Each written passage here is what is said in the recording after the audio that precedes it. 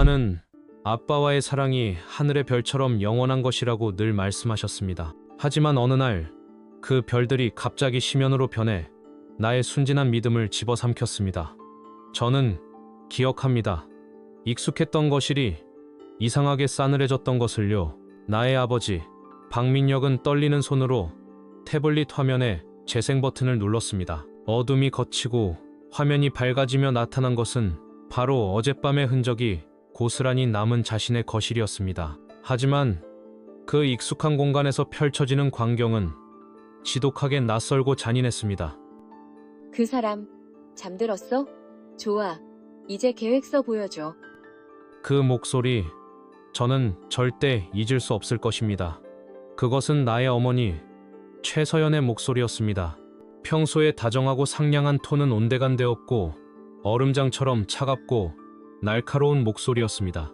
영상 속 엄마는 소파에 쓰러져 잠든 아빠를 힐끗 쳐다보더니 곧바로 강지원에게 손짓했습니다. 강 아저씨는 기다렸다는 듯 아빠의 노트북을 들고 엄마의 옆으로 다가왔습니다. 그리고 다음 순간 저는 제 세상이 무너지는 것을 보았습니다. 두 사람은 마치 오랜 연인처럼 망설임 없이 서로의 입술을 탐했습니다. 부드럽게 시작된 입맞춤은 이내 격정적으로 변해갔습니다. 저는 아빠의 세상이 무너져 내리는 소리가 들리는 듯 했습니다. 하지만 그것은 시작에 불과했습니다. 그들의 진짜 목적은 사랑이 아니었습니다. 짧은 키스가 끝나자 그들은 곧바로 아빠의 노트북을 열었습니다. 화면에는 아빠가 인생을 걸고 개발 중인 AI 알고리즘 프로젝트 키메라의 설계도가 떠올랐습니다. 이러다 민혁이가 깨면 어떡해? 보안도 걸려있고 만약 걸리면 우리 둘 다 끝장이야. 강 아저씨의 목소리에는 초조함이 묻어났습니다. 그는 두려워하고 있었습니다. 하지만 엄마는 오히려 그런 강 아저씨를 경멸하듯 코웃음을 쳤습니다. 걱정 마. 저 사람은 날 절대 의심 안 해. 자기가 만든 세상 속에서 자기가 왕인 줄 아는 순진한 남자일 뿐이야. 그리고 비밀번호? 당신이 우리 회사 CTO인데 그걸 모를까봐. 그리고 우리가 이 프로젝트 키메라만 손에 넣으면 퀀텀 리프에서 받을 돈이 얼만데. 언제까지 박민혁 그늘 아래서 살 거야? 당신 실력이 아깝지도 않아? 작년에 딥뉴런 프로젝트, 그거 사실상 당신 아이디어였잖아. 근데 결국 스포트라이트는 누가 받았지? 박민혁이야. 항상 그랬어. 엄마의 말은 비수처럼 나라와 강 아저씨의 자존심에 밝혔습니다. 엄마는 정확히 강 아저씨의 가장 아픈 곳을 찌르는 법을 알고 있었습니다. 강 아저씨의 얼굴에 잠시 망설임이 스쳤지만 이내 탐욕과 질투심으로 일그러졌습니다. 그는 아빠를 공로를 가로챈 배신자라고 여긴 지 이미 오래였습니다. 15년 우정의 무게는 그의 뒤틀린 열등감 앞에서 가루처럼 부서져 내렸습니다. 맞아. 이건 원래 내 아이디어였어. 내 아이디어를 기반으로 한 거라고. 박민혁이 아니었다면 내가 저 자리에 있었을 거야. 그럼 당연하지. 그러니까 정신 차리고 이거나 빨리 복사해. 그들이 우리를 기다리고 있어. 퀀텀 리프 쪽에서는 이번 주 안으로 프로토타입을 원하고 있어. 늦어지면 계약금도 날아갈 수 있다고. 두 사람은 능숙하게 파일을 외장 하드에 복사하기 시작했습니다. 그들의 대화는 계속해서 아빠의 귀를 후벼 팠습니다. 이 끔찍한 배신과 기술 탈취 음모가 이미 1년 넘게 지속되어 왔다는 사실, 그리고 그들의 최종 목표가 경쟁사인 퀀텀 리프의 핵심 기술을 팔아넘기는 것이라는 사실까지. 아빠는 온몸의 피가 차갑게 식는 것을 느꼈습니다. 그는 태블릿을 든 손이 분노로 하얗게 질리는 것을 느꼈습니다. 하지만 아빠를 더 깊은 나락, 더 큰 혼란에 빠뜨린 것은 다음 대화였습니다. 근데 서연 씨, 모든 게 계획대로 되고 있는 건 맞는데 역시 마음에 걸려. 그 오래된 USB는 아직도 못 찾았지? 민혁이 지도 교수님이 남기셨다는 원본 알고리즘이 거기 들어있을 텐데 우리가 가진 건 결국 미완성 버전이잖아. 이걸로 퀀텀 리프를 완벽하게 속일 수 있을까? 그건 내가 알아서 할게. 교수님 유품이라면 분명 소중하게 다룰 거야. 아마 사무실 개인 금고 안에 있겠지? 일단 이 복사본이라도 완벽하게 넘겨서 계약금부터 받아내야 해. 그 USB는 분명 저 사람 사무실 어딘가에 있을 거야. 시간은 우리 편이야. 일단 돈을 받고 나면 그땐 우리가 갑이 되는 거지. 오래된 USB. 교수님의 유품. 아빠의 머릿속이 하얗게 비었습니다. 충격, 분노, 배신감. 온갖 감정이 뒤섞여 폭풍처럼 몰아쳤습니다. 그는 영상을 몇 번이고 되감았습니다. 믿을 수 없는 현실을 부정하려는 듯 몇 번이고 다시 확인했습니다. 모든 것이 사실이었습니다. 단순한 외도가 아니었습니다. 이것은 아빠의 인생과 꿈, 그리고 돌아가신 스승의 유산까지 훔치려는 조직적인 범죄였습니다. 지난 몇 달간 강 아저씨가 도와준다며 집요하게 물어왔던 기술적 질문들, 엄마가 우연히 흘렸던 경쟁사, 퀀텀 리프의 동향들, 심지어 지난달 사무실 보안 시스템을 업그레이드 하자고 했을 때 비용이 너무 많이 든다며 반대했던 엄마의 얼굴까지 떠올랐습니다.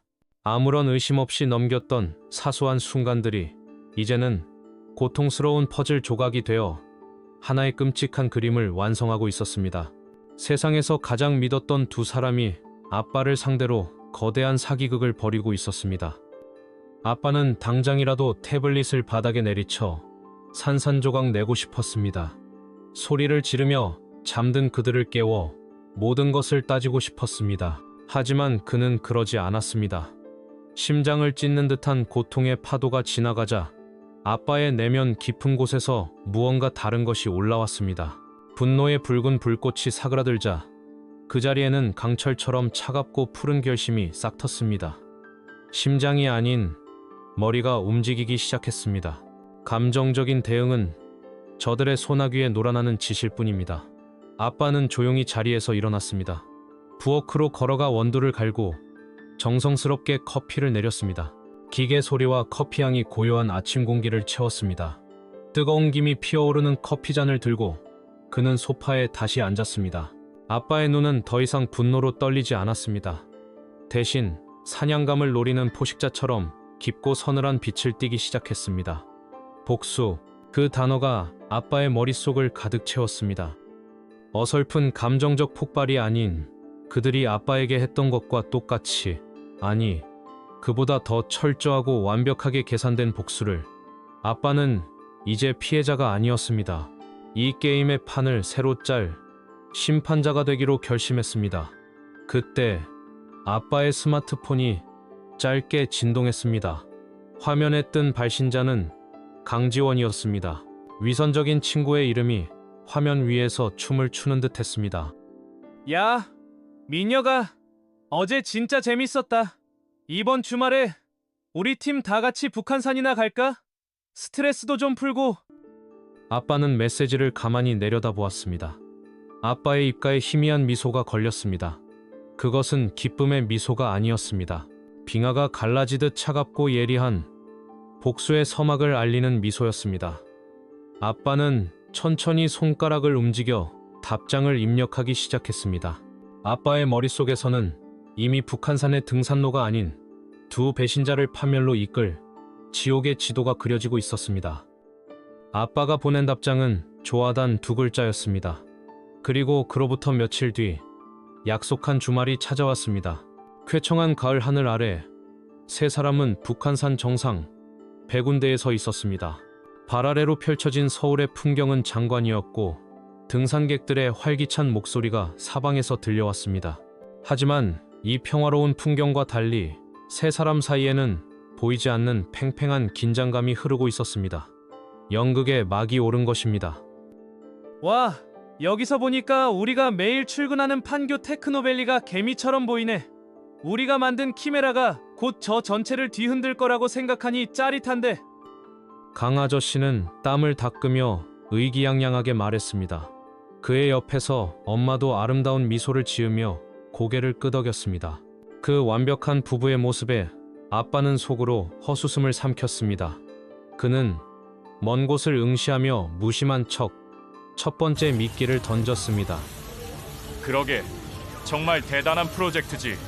근데 지원아, 문득 궁금한데 만약에 말이야, 퀀텀 리프에서 프로젝트 키메라를 팔라고 하면 어떡할까? 듣자 하니. 우리 회사 가치보다 더 엄청난 거액을 제시한다던데. 순간 강 아저씨의 얼굴에서 웃음기가 사라졌습니다. 그의 눈이 1초간 흔들리는 것을 아빠는 놓치지 않았습니다. 엄마 역시 마찬가지였습니다. 엄마는 재빨리 걱정스러운 표정을 지어 보이며 아빠의 팔을 잡았지만 그 찰나의 경직됨은 숨기지 못했습니다. 그들은 필사적으로 표정을 관리하려 애썼습니다. 하하, 무슨 그런 말을 해. 농담이지? 우리 자식 같은 프로젝트를 어떻게 팔아? 말도 안 되는 소리. 여보, 갑자기 왜 그런 생각을 해요?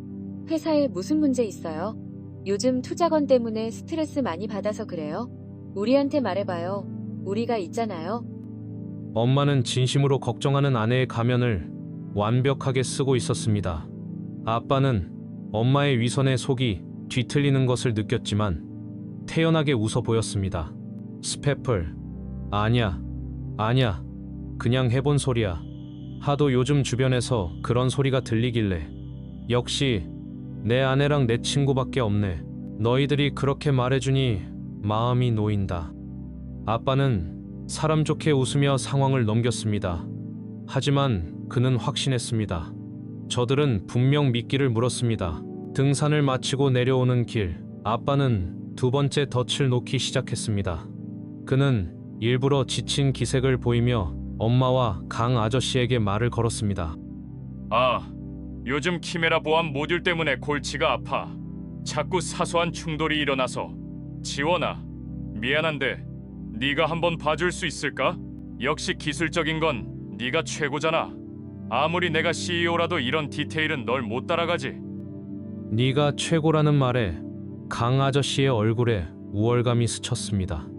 그는 자신의 기술력이 아빠보다 뛰어나다는 사실을 인정받는 것에 희열을 느끼는 듯했습니다. 자만심에 가득 찬 그는 덫의 냄새를 맡지 못했습니다.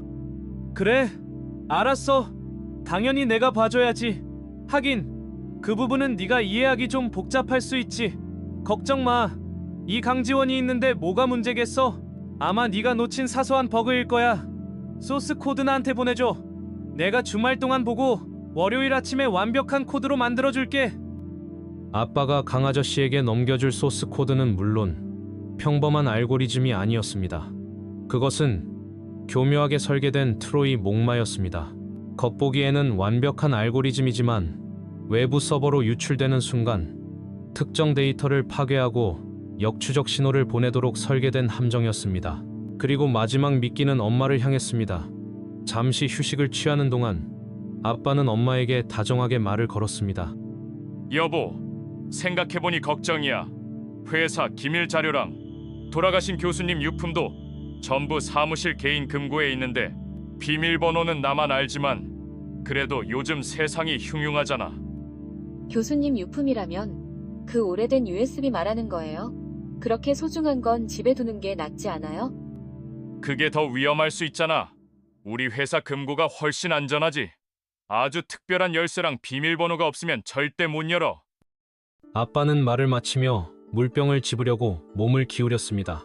바로 그 순간 아빠의 주머니에서 낮고 투박하게 생긴 열쇠 하나가 툭 하고 엄마의 발치에 떨어졌습니다.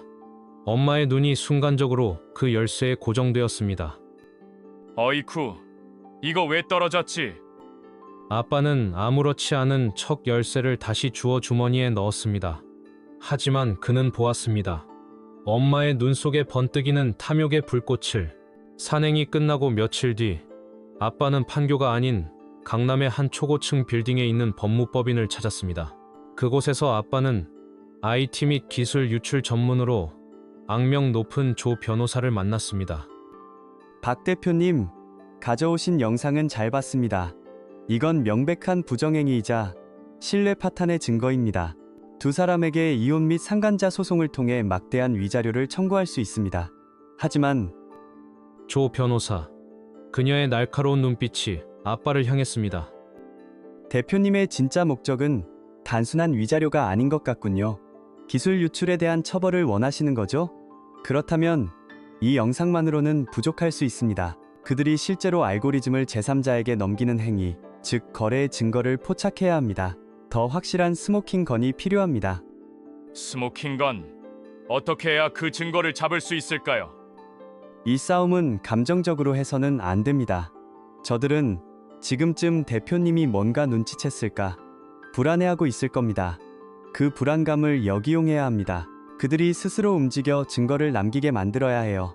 대표님이 설치하신 트로이 목마는 아주 좋은 시작입니다. 그 코드가 외부로 나간 기록, 그리고 그 코드를 받고 금전적 대가가 오간 기록.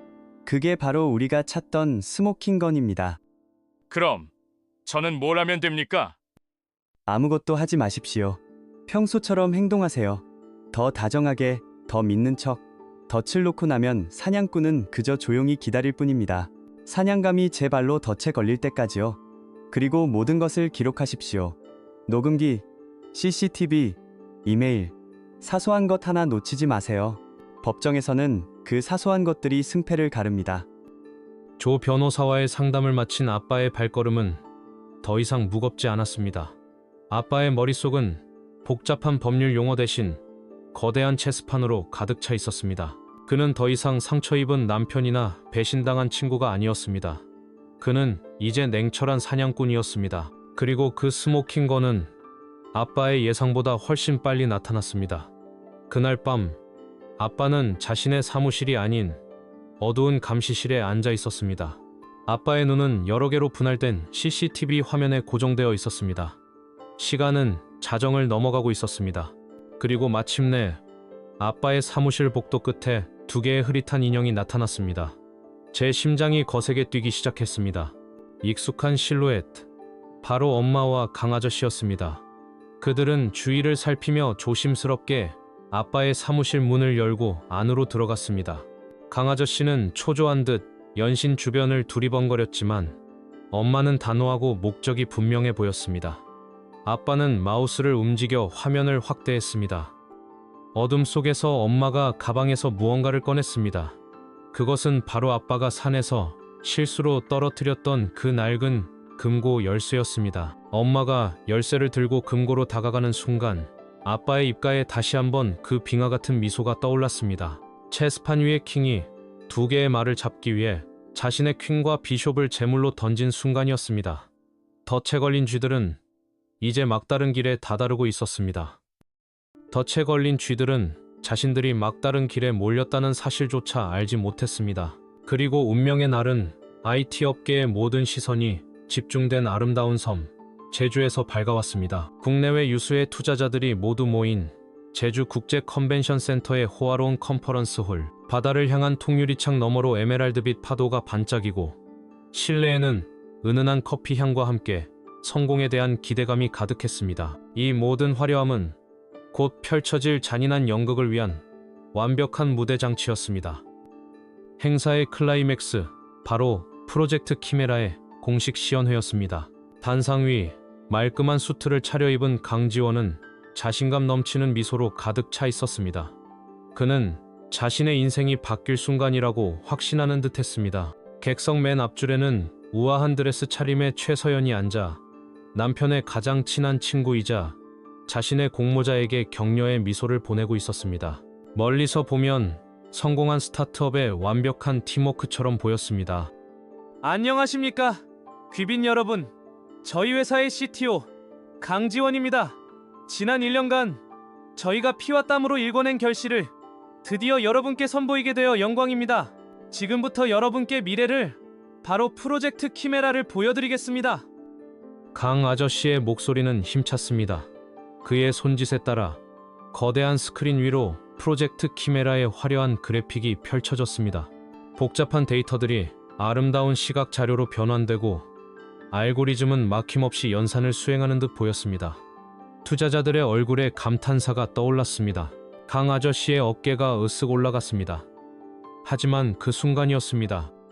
완벽해 보이던 그래프가 마치 살아있는 괴물처럼 일그러지기 시작했습니다. 예측 결과값들은 의미를 알 수 없는 기호들로 변했고 화면 한쪽에서는 수십 개의 에러 코드가 폭포수처럼 쏟아져 내렸습니다. 장내가 술렁이기 시작했습니다. 강 아저씨의 얼굴에서 미소가 사라지고 식은땀이 흐르기 시작했습니다. 이건 잠시 기술적인 문제가 있는 것 같습니다. 잠깐만 시간을 주시면. 그가 당황하며 말을 더듬는 사이 상황은 최악으로 치달았습니다. 화면은 온통 붉은색 경고 메시지로 뒤덮였고 그 중앙에 섬뜩한 해골 모양의 아이콘이 나타나 깜빡이기 시작했습니다. 명백한 시스템 붕괴이자 해킹의 흔적이었습니다. 컨퍼런스 홀은 순식간에 아수라장으로 변했습니다. 투자자들의 웅성거림은 경악과 분노로 바뀌었습니다. 강 아저씨는 새하얗게 질린 얼굴로 스크린과 객석을 번갈아 보며 얼어붙어 있었습니다. 그때 객석 뒤편에서 박민혁 아빠가 조용히 일어섰습니다. 모든 시선이 그에게로 쏠렸습니다. 그는 당황하거나 분노하는 기색 없이 너무나도 침착한 표정으로 천천히 단상으로 걸어 올라갔습니다. 그의 침착함이 오히려 장내의 소란을 잠재웠습니다. 그는 얼어붙은 강 아저씨의 어깨를 가볍게 두드리고는 그의 손에서 마이크를 넘겨받았습니다. 잠시 소란이 있었습니다. 귀한 시간을 내어주신 투자자 여러분께 진심으로 사과드립니다. 이것은 저희가 준비한 깜짝 보안 테스트였습니다. 보안 테스트라는 말에 장내는 다시 한번 술렁였습니다. 강 아저씨와 엄마의 얼굴은 당황스러움으로 굳어졌습니다. 그리고 테스트 결과 저희 시스템에는 아주 심각한 보안 취약점이 발견되었습니다. 그것은 외부의 해커가 아닌 바로 내부의 적이었습니다. 영상을 하나 보시겠습니다. 아빠의 손짓에 따라 메인 스크린의 화면이 바뀌었습니다. 나타난 것은 며칠 전 밤 아빠의 사무실 CCTV 영상이었습니다. 어둠 속에서 강지원과 최서연이 아빠의 사무실에 잠입하여 금고를 열려고 시도하는 모습이 고스란히 담겨 있었습니다. 객석 맨 앞줄에 앉아있던 엄마의 얼굴이 새하얗게 질려갔습니다. 하지만 아빠의 폭로는 여기서 끝나지 않았습니다. 그리고 두 번째 영상입니다. 화면은 다시 바뀌어 한 호텔 카페의 구석진 자리를 비추는 몰래카메라 영상이 나타났습니다. 영상 속에는 강 아저씨와 엄마가 퀀텀 리프의 임원과 마주 앉아 있었습니다. 강 아저씨는 가방에서 USB 하나를 꺼내 그에게 건넸고 임원은 그 대가로 두꺼운 서류 봉투를 건넸습니다. 명백한 기술 거래 현장이었습니다. 퀀텀 리프 측에서 파견된 임원은 자신의 얼굴이 스크린에 대문짝만하게 나오자 자리에서 벌떡 일어섰습니다. 컨퍼런스 홀은 이제 경악을 넘어선 충격에 휩싸였습니다. 강 아저씨는 아니야, 저건 이라며 알아들을 수 없는 말을 중얼거렸고 엄마는 고개를 숙인 채 떨고 있었습니다. 모든 것이 만천하에 공개된 것입니다. 아빠는 그들을 차갑게 내려다보며 마지막 일격을 가했습니다. 강지원 CTO와 제 아내 최서연 씨는 공모하여 회사의 핵심 기술을 유출하려 했습니다. 그리고 퀀텀 리프 측은 그 작물을 구매하려 한 산업 스파이 행위를 저질렀습니다. 하지만 제가 바보는 아니었나 봅니다. 여러분이 방금 시연에서 보신 저 코드는 그리고 퀀텀 리프가 거액을 주고 사간 저 USB에 담긴 것은 프로젝트 키메라가 아닙니다. 그것은 퀀텀 리프의 핵심 서버에 심어질 악성 코드, 즉 독입니다. 독이라는 단어가 장내에 울려 퍼지는 순간 퀀텀 리프 임원의 얼굴은 분노로 시뻘겋게 달아올랐습니다. 저희는 이 자리에 있는 강지원, 최서연, 그리고 퀀텀 리프를 상대로 산업기술보호법 위반, 업무상 배임, 그리고 산업 스파이 행위에 대해 즉시 법적 절차에 착수할 것입니다. 아빠의 선언이 끝나기 무섭게 컨퍼런스 홀의 육중한 뒷문이 열렸습니다. 정복을 입은 리조트 보안팀 직원들과 함께 단호한 표정의 조 변호사가 안으로 들어섰습니다. 그녀의 손에는 여러 장의 서류가 들려 있었습니다. 그녀는 망연자실한 채 서 있는 강 아저씨와 엄마, 그리고 씩씩거리는 퀀텀 리프 임원에게 차례로 다가가 아무 말 없이 소송 서류를 건넸습니다. 복수의 연극은 가장 화려한 무대 위에서 가장 잔인한 방식으로 막을 내리고 있었습니다. 제주도의 그날 이후 모든 것이 끝난 것 같았습니다. 화려했던 복수극의 막은 내렸고 가해자들은 죗값을 치렀습니다. 하지만 진정한 끝은 복수의 잿더미 위에서 새로운 삶을 선택할 때 찾아오는 법입니다. 그로부터 1년이라는 시간이 흘렀습니다. 1년 후 박민혁 아빠는 서울의 심장, 한강이 내려다 보이는 초고층 빌딩의 새로운 사무실에 앉아 있었습니다. 아빠의 회사는 제주 사태의 위기를 기회로 바꿨습니다. 아빠가 스승의 낡은 책갈피 속에서 찾아낸 진짜 오래된 USB에 담긴 원본 알고리즘 덕분에 프로젝트 키메라는 업계의 판도를 바꾸는 혁신이 되었고, 회사는 마침내 모두가 꿈꾸던 유니콘 기업으로 성장했습니다. 하지만 성공의 정점에 선 아빠의 얼굴에는 어딘가 모를 공허함이 서려 있었습니다. 바로 그때 그의 비서가 낡고 빛바랜 편지 한 통을 내밀었습니다. 발신인 주소는 없었습니다. 하지만 아빠는 봉투 위에 서툴게 쓰인 글씨체를 단번에 알아볼 수 있었습니다. 강지원의 글씨체였습니다. 아빠는 잠시 망설이다 이내 편지를 뜯었습니다. 떨리는 손으로 펼친 편지지 위에는 모든 것을 잃은 남자의 후회와 마지막 진실이 담겨 있었습니다. 민혁아, 이 편지가 너에게 닿을지 모르겠다. 나는 이곳 차가운 감옥에서 매일 과거를 후회하며 살고 있다. 나는 모든 것을 잃었다. 우정, 명예, 내 인생 전부를. 하지만 네게 꼭 해야 할 말이 있어. 최서영과 그리고 그 USB에 대한 진실을. 제주에서의 폭로 이후 그들의 세계는 완벽하게 무너져 내렸습니다. 퀀텀 리프는 아빠의 회사가 제기한 소송에서 패소하여 막대한 배상금을 물어야 했고, 주가는 폭락했으며 산업 스파이 행위라는 오명은 기업 이미지에 치명적인 상처를 남겼습니다. 강지원은 산업기술보호법 위반 및 업무상 배임 혐의로 징역형을 선고받고 차가운 감옥에서 죗값을 치르고 있었습니다. 15년간 쌓아온 그의 커리어는 한줌의 재가 되었습니다. 최서연은 교묘하게 형사처벌은 피했지만 더 가혹한 사회적 심판을 받았습니다.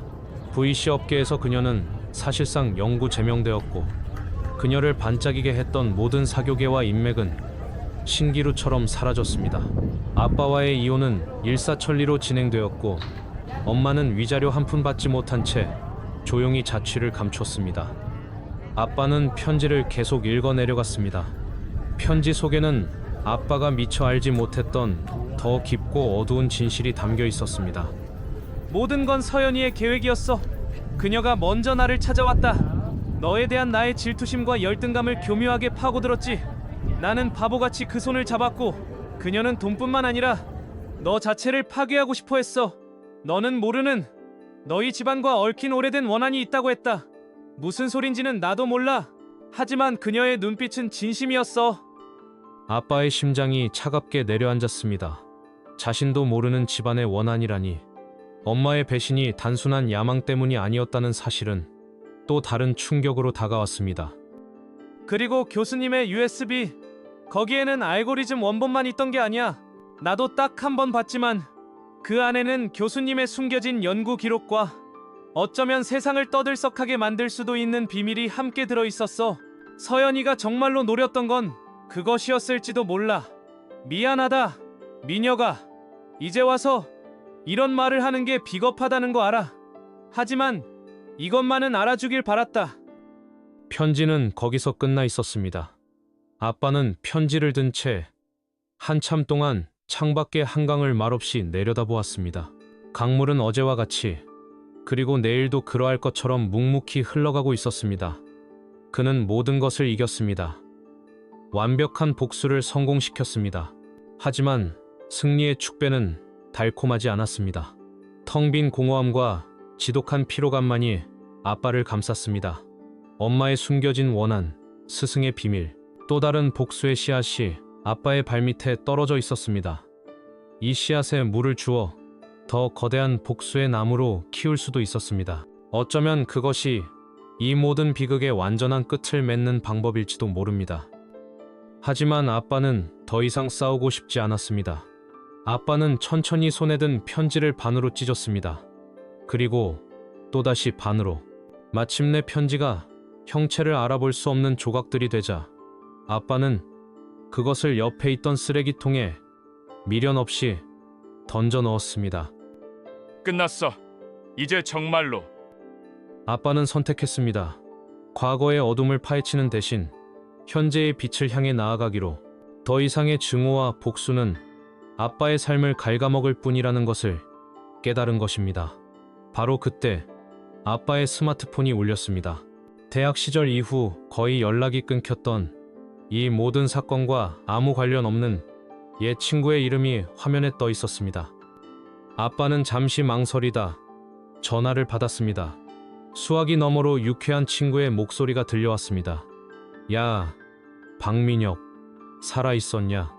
우리 동기들 오랜만에 모이는데 저녁이나 같이 먹자.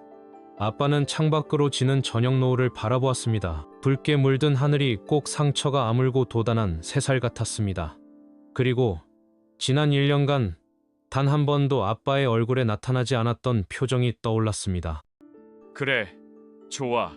어디로 가면 돼? 1년 만에 처음으로 박민혁 아빠의 입가에 진정한 미소가 번졌습니다. 복수는 끝났지만 아빠의 인생은 끝나지 않았습니다. 재와 폐허 속에서 아빠는 비로소 다시 살아갈 용기를 얻은 것입니다.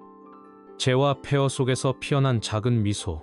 박민혁 아빠의 이야기는 그렇게 새로운 시작을 향한 첫걸음을 내디뎠습니다. 아빠의 길고 길었던 복수는 끝났지만 아빠의 이야기는 우리에게 많은 질문을 던집니다. 한 남자가 가장 믿었던 아내와 친구에게 모든 것을 잃을 뻔했던 이야기, 그리고 차가운 지성으로 모든 것을 되찾고 완벽한 복수를 이뤄낸 이야기입니다. 오늘 우리는 박민혁 씨의 사연을 통해 신뢰와 배신, 그리고 복수라는 무거운 주제를 함께 따라가 보았습니다. 그의 복수는 단순히 눈앞의 적을 파괴하는 원초적인 방식이 아니었습니다. 폭력적이거나 감정적인 대응 대신 그는 상대의 탐욕과 자만심이라는 약점을 정확히 파고들어 스스로 무너지게 만드는 고도로 계산된 지능적인 방법을 택했죠. 법과 시스템 안에서 그는 자신만의 방식으로 정의를 구현했습니다. 어쩌면 많은 분들이 그의 치밀한 복수극에 통쾌함을 느끼셨을지도 모릅니다. 배신자에겐 그에 합당한 대가가 따른다는 쓰라리지만 분명한 교훈을 보여주었으니까요. 그는 마치 숙련된 외과 의사처럼 자신의 인생과 회사에 생긴 암적인 존재들을 정확하고 깔끔하게 도려냈습니다. 하지만 우리는 물어야 합니다. 과연 복수는 그에게 진정한 평화를 가져다 주었을까요? 모든 것을 되찾고 승리의 왕좌에 앉았지만 그곳은 너무나도 추운 곳이었습니다. 그의 마음속에 남았던 텅 빈 공허함은 우리에게 복수의 대가가 결코 가볍지 않음을 보여줍니다. 복수는 상처를 준 사람을 파괴할 뿐만 아니라 복수하는 자신의 영혼 또한 갉아먹기 때문입니다. 지난 1년간 아빠는 웃음을 잃었고 타인을 향한 불신을 배웠으며 따뜻했던 마음 한구석을 얼음으로 채워야 했습니다. 증오를 연료로 삼는 여정의 끝에는 결국 지독한 피로감과 상처뿐인 자신만이 남아있을 수 있습니다. 우리는 종종 눈에는 눈, 이에는 이라는 말을 쉽게 합니다. 하지만 막상 내 삶을 무너뜨린 사람들에게 똑같이 갚아줄 기회가 온다면 우리는 과연 망설임 없이 그 칼을 휘두를 수 있을까요? 만약 여러분이 박민혁 아빠의 입장이었다면 어떤 선택을 하셨을 것 같습니까? 그처럼 차가운 복수의 길을 걸으셨을까요? 아니면 용서라는 이름에 어쩌면 더 힘든 길을 택하셨을까요? 강지원의 마지막 편지를 찢어버린 아빠의 행동은 어쩌면 복수보다 더 큰 용기가 필요한 결정이었을 겁니다. 과거의 어두운 진실을 더 파헤치는 대신 현재의 삶을 선택한 것이니까요. 복수를 이어가는 것은 어쩌면 배신자들에게 여전히 내 인생의 한 부분을 내어주는 것과 같을지도 모릅니다. 박민혁 아빠의 마지막 선택은 복수가 아니었습니다. 바로 미래를 선택하는 것이었죠. 그의 이야기는 우리에게 가장 중요한 교훈을 남깁니다. 인생에서 우리는 누구나 배신을 겪을 수 있습니다. 신뢰가 무너지고 세상이 끝난 것 같은 절망의 순간이 찾아올 수도 있습니다. 하지만 가장 깊은 배신의 상처도 결국에는 아물 수 있으며 중요한 것은 과거의 고통에 갇히지 않고 앞으로 나아갈 용기를 내는 것입니다. 진정한 승리는 적을 파멸시키는 것이 아니라 그 상처에도 불구하고 다시 한번 행복해지기를 선택하는 것, 바로 내 삶의 주도권을 되찾아오는 것이 아닐까요? 여러분이 생각하는 진정한 승리는 무엇인가요? 댓글로 여러분의 생각을 자유롭게 나눠주세요. 오늘 이야기는 여기까지입니다. 저희 이야기가 여러분의 마음에 작은 울림을 주었기를 바랍니다. 구독과 좋아요 잊지 마시고 오늘도 행복한 하루 보내시길 바랍니다. 감사합니다.